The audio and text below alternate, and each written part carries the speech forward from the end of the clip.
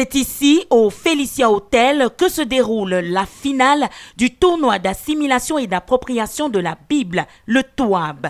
Une compétition qui a attiré de nombreux chrétiens. Parmi les 8 candidats finalistes sélectionnés après des semaines de compétition se sont affrontés dans la catégorie enfants Tagene Make Blessing Indira, 11 ans, en classe de 6e. Elle est un témoignage vivant à l'Assemblée de la vérité d'Awankomo, car elle y est arrivée avec des difficultés à l'école. Après d'intenses prières, le Seigneur a restitué son intelligence. Marie Boulessé de l'Assemblée de la vérité des Foulanes, qui a 13 ans et est élève. Chez les hommes, bienvenue Efouba Milaga de l'Assemblée de la vérité de Bankomo. À 27 ans, il a 3 enfants et est chauffeur de taxi.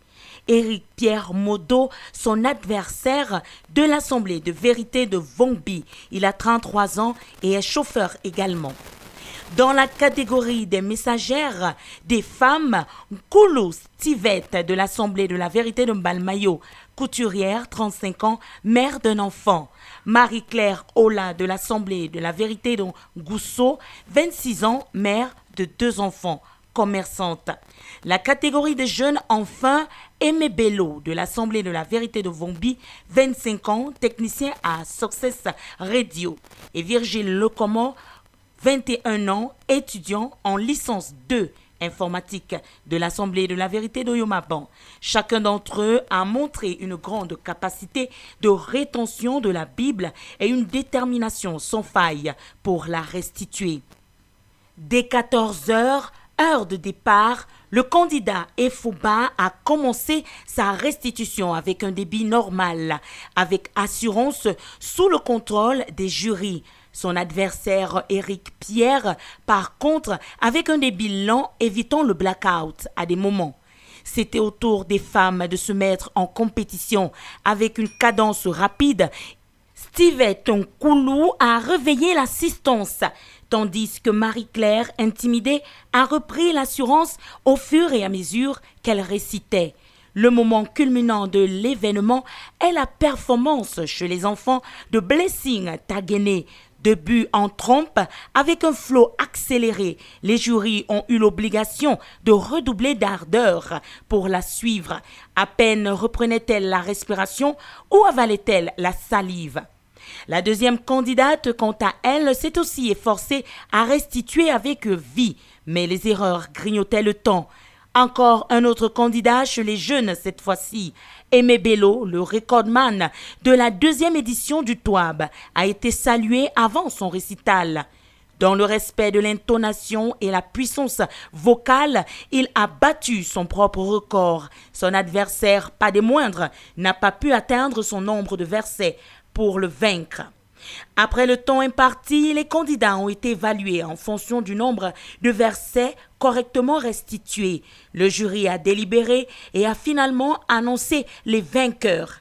Les vainqueurs du TOAB, très heureux et fiers de leur performance, ont alors déclaré: Ce que ça représente pour moi, ça représente beaucoup de choses pour moi. C'est une bonne chose parce que c'est une bonne chose de garder la parole de Dieu dans son cœur. Et si j'ai appris ce tournoi, je dis encore merci au Seigneur. Je rends d'abord grâce à Dieu puisque c'est lui qui fait toutes choses. C'est lui qui m'a donné ses capacités. Je ne peux dire que c'est cette force et ce courage, ça me venait de lui. Et c'est lui qui m'a donné vraiment ces capacités de pouvoir atteindre le but. La finale du TOAB a été un succès avec des candidats qui ont montré une grande connaissance de la Bible et une détermination sans faille. Les candidats malheureux qui n'ont pas démérité ne sont pas découragés. J'ai appris à travailler dur et j'ai appris au travers du TOAB l'excellence qui, même dans mes résultats académiques, ne se faisait pas voir.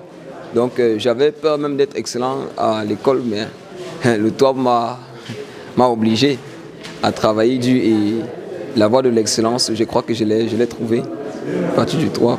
J'ai appris beaucoup de choses durant le tournoi et même pendant cette finale qui a eu lieu aujourd'hui.